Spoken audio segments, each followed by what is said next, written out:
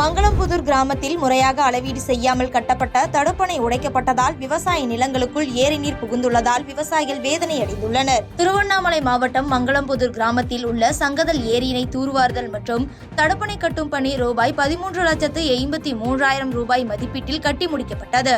இந்த தடுப்பணையானது முறையாக அளவீடு செய்யாமல் அதிக உயரத்தில் கட்டப்பட்டதாக கூறப்படுகிறது. இந்நிலையில் பெஞ்சல் புயல் காரணமாக பெய்த கனமழையில் ஏரியில் நீர் நிரம்பி மேற்கு பகுதியில் உள்ள விவசாய நிலத்திற்குள் தண்ணீர் புகுந்தால் 20 ஏக்கர் விவசாய நிலங்களில் பயிரிடப்பட்டிருந்த நெல் பாதிப்படைந்துள்ளது. இதனால் வேதனை அடைந்துள்ள விவசாயிகள் அரசு அதிகாரிகள் உடனடியாக ஏரியில் இருக்கும் நீரினை பாதுகாப்பான முறையில் வெளியேற்ற வேண்டும் எனவும் தடுப்பணையை ஆய்வு மேற்கொண்டு பின்வரும் காலங்களில் பாதிப்பு ஏற்படாத வகையில் சீரமைத்து தர வேண்டும் என விவசாயிகள் கோரிக்கை விடுத்துள்ளனர்.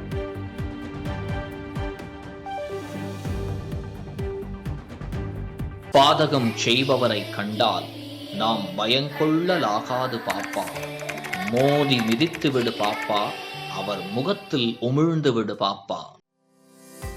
அண்மை செய்திகளை உடனுக்குடன் தெரிந்து கொள்ள இணைந்திருங்கள் இயம்நாடு தொலைக்காட்சியுடன்.